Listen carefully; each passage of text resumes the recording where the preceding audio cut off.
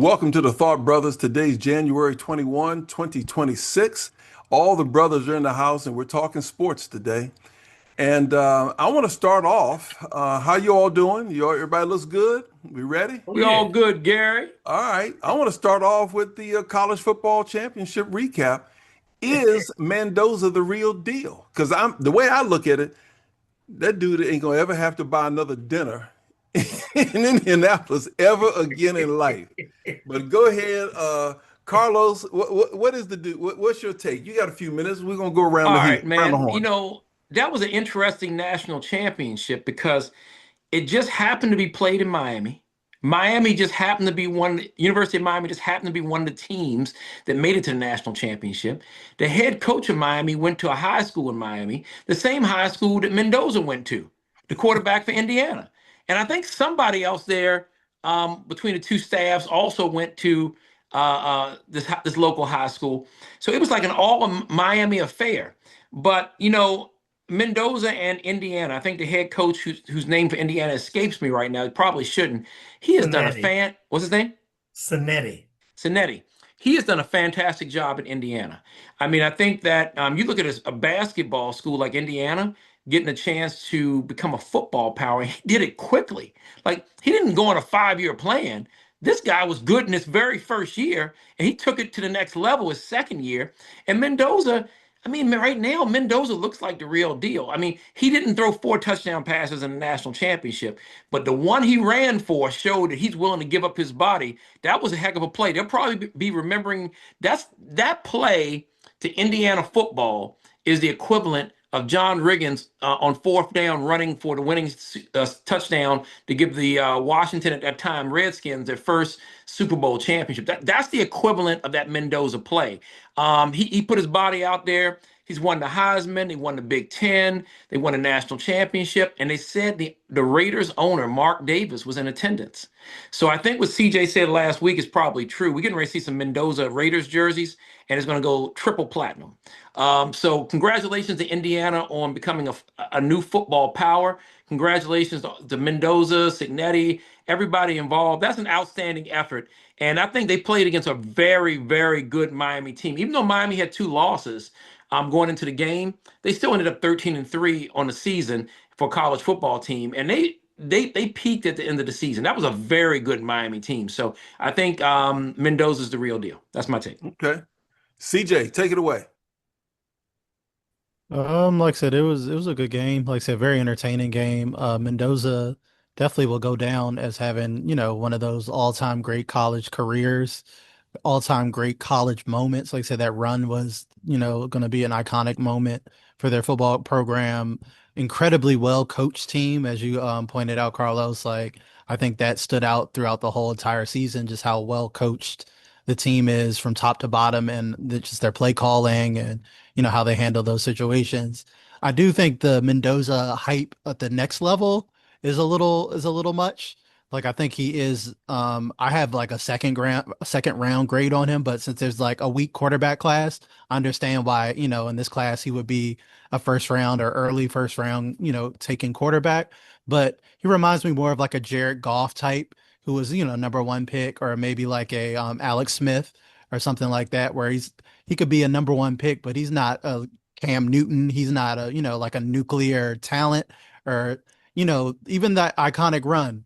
Don't try that at the next level, with his size and speed. He might be in the infirmary if he tried that at the next level. So it's just things like that. But in terms of, I think he could be, maybe like a Kirk Cousins type if you build a good team around him and, have good protection. He showed that he has the intangibles to be able to get the job done. Okay, I like the Kirk Cousins analogy. That's a good one. I can see that. All right, It Mr. was. Spivey, what say you? Well, I thought it was an excellent game. I was glad that it was not a blowout because Indiana had been blowing people out by 35 points all season. It's funny, Carlos mentioned the Raiders and Mendoza.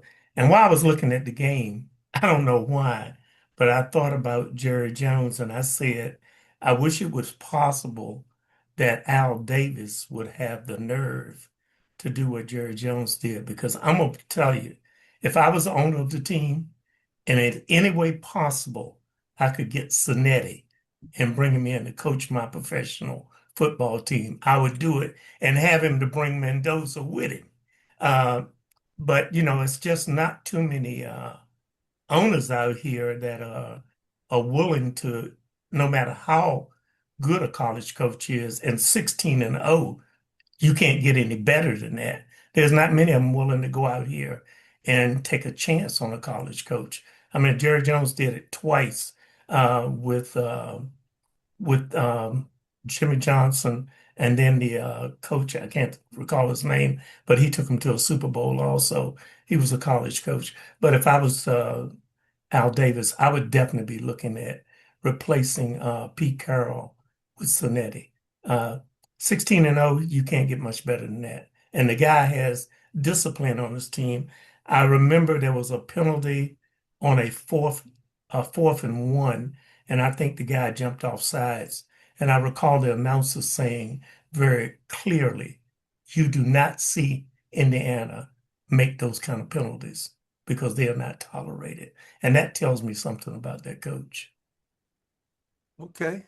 Well, let's slide over to the professional National Football League. And since the last time we met, let's see, there was Denver versus Buffalo, there was Seahawks versus 49ers, Patriots versus Texans, and Bears versus Rams.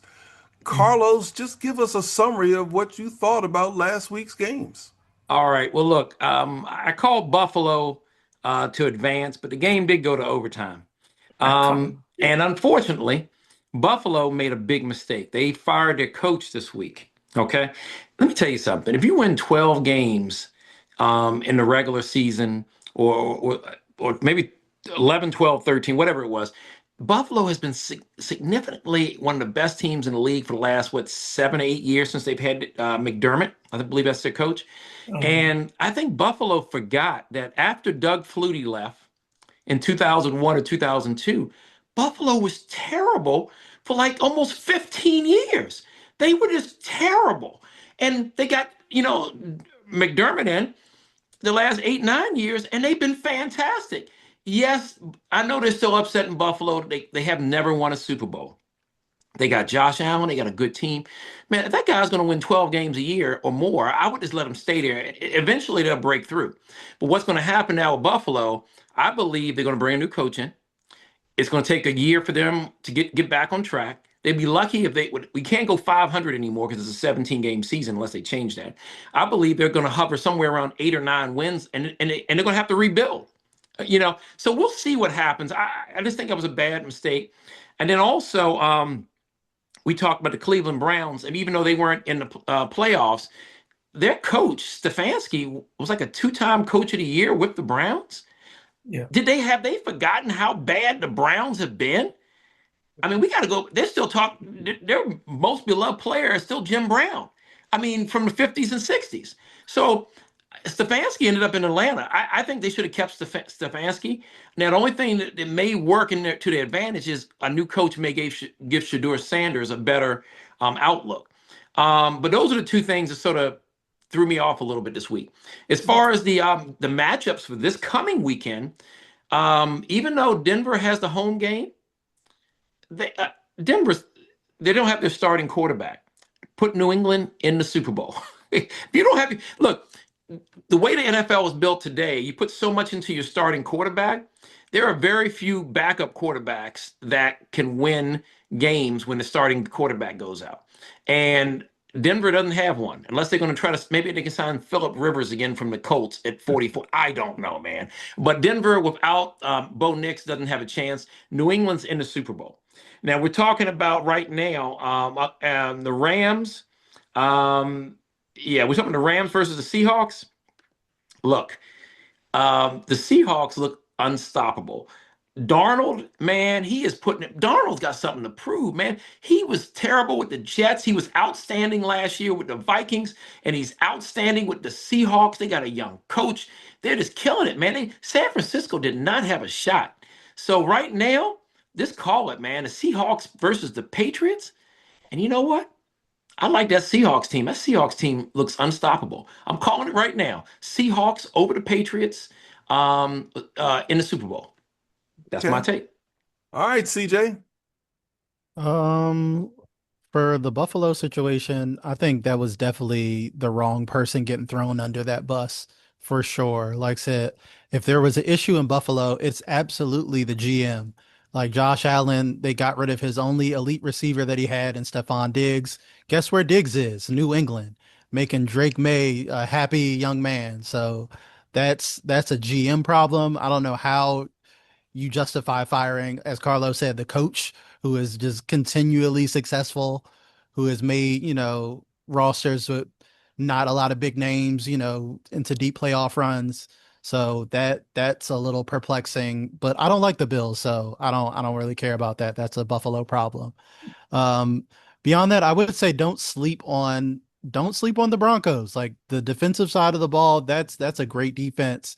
And we've seen backup quarterbacks do, but we Nick Foles with the Eagles was able to make a run. Like I said, I'm not saying Jared Stidham is gonna light up the world, but I'm just saying like it only takes one game. They're one game away.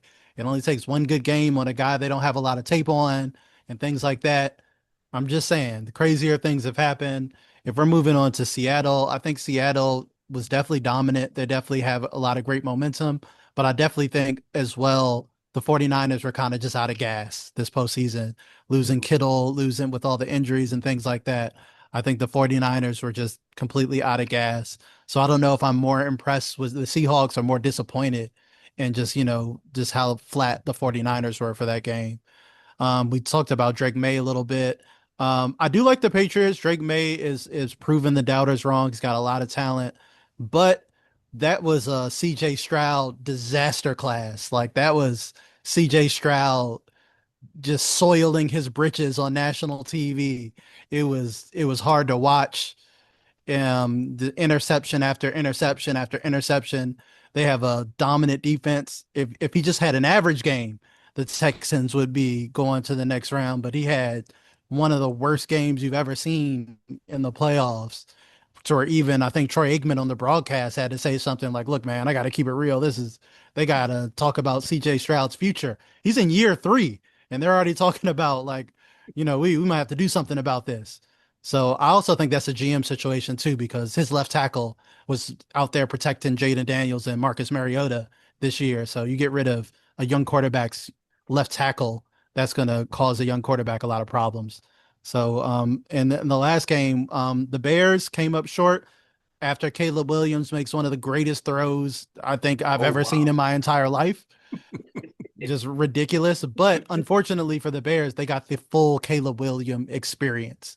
The full Caleb Williams experience you're gonna get those amazing. I don't know how he did that Patrick Mahomes style plays, but you're also gonna get some boneheaded interceptions and some careless mechanics and some, things like that. That's always been the story of Caleb Williams. Generational talent, but never quite had the consistency, or most people felt it was the proper coaching to really unlock that talent consistently beyond just those crazy highlight throws. So hopefully he continues to develop, and it looks like they have a staff there in Chicago that can take him to the next level and unlock his generational talent. But I like the Rams a lot. Like I said, people are really sleeping on Matthew Stafford. He made some throws in that game that are just ridiculous. And he's got the veteran experience as well going into which I think is going to be important. So I actually like the Rams going into that battle, especially in those divisional games where those teams have already played twice. That third game is always very tricky and it never goes the way that you expect. Okay. Mr. Spivey, what say you? Wow. I'm gonna start off with the Buffalo Bills getting rid of their head coach. I just I find it hard to believe that they got rid of Sean McDermott. But I've been trying to stay on top of this, and the crazy thing about this is they got rid of Sean McDermott. The GM got promoted after firing Sean McDermott. Um, and it was just like one of the guys said, Josh Allen, you got rid of Stephon Diggs. Stephon Diggs is playing in the playoff. You don't give him what he needs to go over the hump. I cannot believe that they fired this guy. No other coach had a 12-5 record that got fired. As far as that game with CJ Stroud, I am surprised that the head coach is not getting a lot of flack because I don't know how many more boo-boos or interceptions he needed to throw for the coach to pull him out the game and put in the backup quarterback. I mean, he probably couldn't have played any worse than CJ Stroud played. Um, as far as Denver, I think it's going to be a tough road for Denver not having their quarterback in there. But, as with the San Francisco 49ers this year, Brock Purdy ended up being out for 5 games. Matt Jones, who was a complete bum when he was at New England, came in and won 3 of the 5 games. So you can't count out a backup quarterback. As far as the Rams, I think they probably have one of the best quarterbacks in the NFL, and I think he's up for Player of the Year also. Um, that's just going to be a dogfight, but I believe that the Seahawks are the stronger team. With these games today, it's very difficult to pick a winner because how many games have we seen go into overtime and it's won in overtime? And when you go into overtime, that's just like starting from zero. I mean, it can be anybody's win. Um, Kevin Stefanski, who was at the Browns, he just got hired by the Atlanta Falcons. Now, the Atlanta Falcons got rid of Raheem Morris, who had a season of 8-9, won the last 4 games, and they fired Raheem Morris and bring in Stephen Stefanski, who won 5 games and lost 12 games. Now, I'm going to take it even further. Stephen Stefanski, he was at the Browns from 2020 until 2026.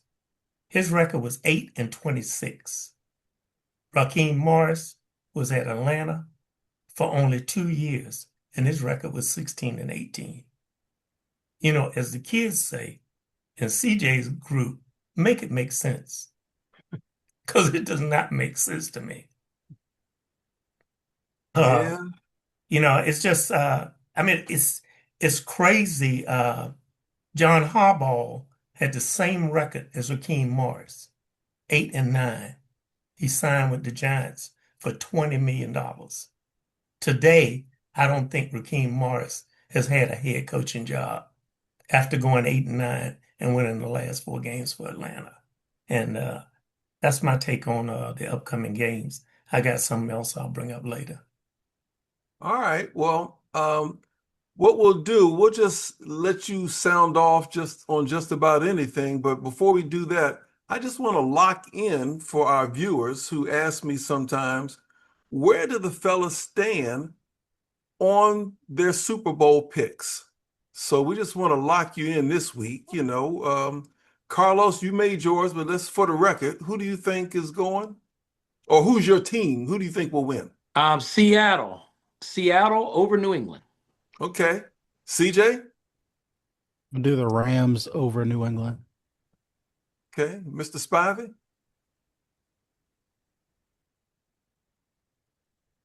I'm going with the Rams over New England. I got to go with the experience. Okay. All right. So let's reverse course, Mr. Spivey. You said you had something else. We'll close out the show. You talk about what you want to talk about, and we'll just reverse before we close out. Gary, in our line of work, we always used to say we didn't believe in coincidence. And I really don't believe in coincidence. So I really did some research because I felt it was very odd that Philip Rivers was called back to the Indianapolis Colts at 44 years old and being gone out of the NFL for 4 years, nearly 5 years. So what I found out was that when you leave the NFL after retiring, you have 5 years of health care. That includes dental, vision, and basic health care. That coverage ends at the end of 5 years. Rivers' coverage was scheduled to end August of 2026. He was brought back to play, and playing for 4 games gives him an additional coverage until August of 2031, covering him and his 10 kids, I was going to say he's got 10 kids and with he's a the granddad. oldest being 23. So, like I said, I don't believe in coincidence, and I just decided I wanted to do a little bit of research on that. And with the NFL's health coverage, they have a real robust policy. They have a low deductible. It's capped on out-of-pocket expense, and it helps a large family of 10 kids. So that's the good old boys looking out for the good old boys.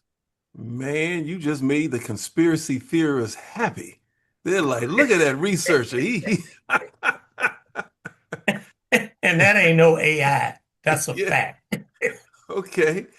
Carlos and then CJ, you close us out. What you got? Hey, I heard Robert Kraft, owner of the Patriots, on the radio, and he said that the NFL, during the upcoming off-season NFL owner meetings, he and several other owners have already spoken, and they are going to request that the NFL go to an 18-game season with 2 preseason games, and that every team play at least 1 game overseas. And the purpose behind that is they're trying to expand the NFL, they're trying to make more money, they're trying to have an international presence. And because 32 teams in the current United States you pretty much got all the areas covered, all the major markets covered. And that is an upcoming topic for this off season. And, he also said something as far as the additional revenue. He said, and I think this is the part where he probably shouldn't have said this part. He said, because we're going to start making additional revenue, and I'm sure the players are going to want some additional revenue behind it. And I'm like, I'm not a lawyer, but that might be something you might want to keep quiet, because now you're just it's one thing to play the game. If you just put 32 owners, 31 other owners under the bus, as far as now paying more money to go to travel internationally because you'll be making more money. But I guess they would have figured that out anyway. What are you guys' thoughts just quickly on an 18-game season? Because when you think about this, right, even though it's still 20 games, instead of having 4 preseason games, we're now at 3, and now they're thinking about reducing it to 2. Everybody watches the NFL, but from a perspective of health and longevity, is that the right thing to do, to go to 18 regular season games where you're laying your body on the line, your starters are playing as long as they're healthy? Could that have even worse impact on the player's health down the road? Let me go to Mr. Spivey, then I'll circle back to CJ. What do you think, Mr. Spivey? I think it's detrimental to him. A lot of these players and people don't understand that they have a lot of health conditions after they leave the NFL.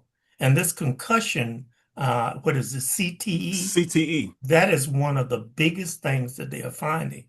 I remember we had an NFL player on here, Keith Gary, who used to play with the Pittsburgh Steelers. He was a defensive back. And I remember him talking about an NFL game was like being in 50 head-on car collisions.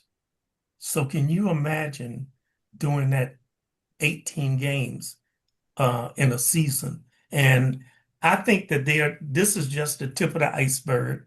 I saw a guy recently on a podcast, and I can't remember his name, but he wasn't a commissioner, but he was something like an NFL commissioner in London.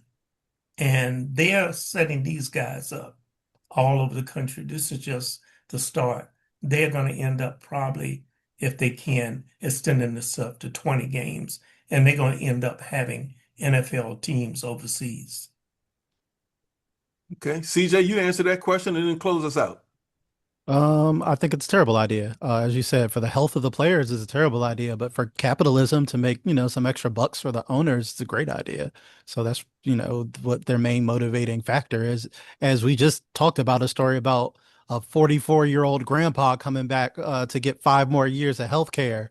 I don't think they really care about the longevity of their players after, they're done serving the shield. Unfortunately, that's been a long running issue with the NFL not taking care of its players, and how violent the game is. That's why they have the guardian caps. That's why they've been changing the rules and the kickoff rules. They acknowledge how violent the game is. And even now, you don't have to, it's not hypothetical. We have to wonder if the players are going to survive the season. Half the league is injured now. Bo Nix got injured on a kneel down at the end of the Yeah. game. Like half the teams don't have their key players. Kittle down. You can name every team. There's going to be huge major players missing, and that's what it comes down to. Half the time, the NFL is, can you remain healthy? That's half the game. More than anything. So I think it's a terrible idea for the health of the players, but something that is a possibility. Any closing thoughts, CJ? Not really football wise. There were a couple basketball things I wanted to touch on. I don't know if we mentioned Okay. last week, but the Wizards made a major trade and they've got Trae Young from the Atlanta Hawks is now a member of the Wizards, the young Wizards. They traded absolutely nothing for him, a bag of chips and some old marbles, and CJ McCollum and Corey Kispert was the haul to Atlanta for Trae Young. He's gonna have basically, they're going to continue to tank this year, so he's going to have many mysterious injuries that keep him out for the rest of the year while they secure their draft pick. And then next year he'll go into a healthy year with Trae Young as your point guard and the very promising young Wizards core to go around with that. So that could be very exciting going forward for the Wizards. After this year, once they secure another top 3 draft pick, which should presumably finish up their rebuild and they can start trying to be competitive again. And with Trae Young, even if they're not good right away, it should at least be fun and entertaining, at least to have Trae Young as the point guard here in DC and bring some excitement and hopefully have the team be competitive. And then if we were talking about conspiracy theories earlier, I don't want to be a conspiracy theorist, but I have to say something about this all-star voting, especially on the West Conference side, because the whole time I've been watching Denny Avdia and his votes going crazy. I'm not trying to say that the IDF has botted the fan votes, but Denny Avdia, forward for the Portland Trailblazers, apparently, allegedly, has gotten more fan votes than Victor Wembanyama, Kevin Durant, LeBron James, Kawhi Leonard, um, Anthony Edwards, names like that. Denny apparently had more fan votes than all of those players, those household names. LeBron James. So I don't know. I don't know how that's possible. I'm gonna And the keep it Joker real. too. He got more He, than the Joker too. he didn't get more than Joker, no, but Okay. yeah, he was number 5 overall. So Denny on the West was the number 5 in terms of fan vote, which I think is ludicrous. Even he's good, and I'm sure the Portland fans and the Israeli fans are voting, but at the same time, I don't know any world where Denny's getting more votes than LeBron James and Kevin Durant and some of these like Kawhi Leonard household names who have been superstars for a long time. I can ask most people don't even, the average casual basketball Don't know fan who he has no is. idea who Denny Advia is. So I'm not trying to say that the IDF is botting some votes, but I'm just saying that that is a huge irregularity. They need to do a recount or check the voting machines or see if Elon was messing with these machines here in the NBA All-Star voting. That's all. And CJ in business, they call that cooking the books. Yeah. Look, I'm not That's trying what to they sound like Kanye or anything, or conspiracy theorist, but I'm just saying that just seems a little irregular for me as a basketball fan that Denny would have more votes than all of those household name superstars. Yeah, that's an I didn't call. know that. Wow. And All CJ is right. If you ask 100 people who is Denny Avia, 85 of them are not gonna know who he is. Oh, maybe 95. I You don't. know? I didn't know who he was until CJ said something. Yeah. Yeah, that's ridiculous. Wow. He All must. right. So, any final thoughts on the college game? I thought the college game was a great way to end the season. And like I said earlier, Mendoza will never have to buy another dinner in that town for the rest of his life. That was like the John Elway helicopter getting in the end zone. So he's good. But But like CJ said, we'll see. one thing I did hear, I think the backup quarterback for Miami is a guy by the name of Matt Williams. And being that Beck is declaring for the NFL, he was going to be the starting quarterback. But immediately after the game, the next day, he put himself into the portal. Okay. Good old Portal. Good old Yeah. portal. Beck is like 30 years 4,700 old. 4,700 players this year have gone into the portal.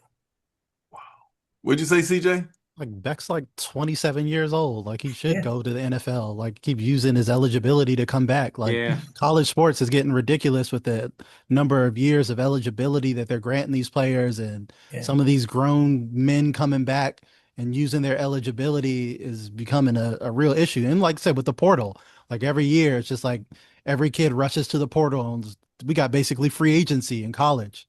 Yeah. Mhm. It's all about NIL money. Whoever has the most money, and apparently Indiana this past year had the most money because they put together a powerhouse. Well, what's not to like about Mendoza from a publicist standpoint, you know? Well, I think They he's fantastic, and I think his coach is fantastic also Mhm. because he sent the field goal unit, if you remember, on the field, and they were getting ready to kick a field goal. And he said afterwards, he had a second thought. He called time, brought them off the field, called Mendoza over, and told him do a quarterback sneak. Changed his mind on 4th and 5. If they hadn't made it, they would have been in trouble. But Oh yeah. that was a hell of a call. No, and a great play. Yeah. All right, folks. Until next week, and we'll have some more talks on the NFL. I'm Gary Johnson for the Thought Brothers, and we are out of here. See you next week. Good night. Take care, folks.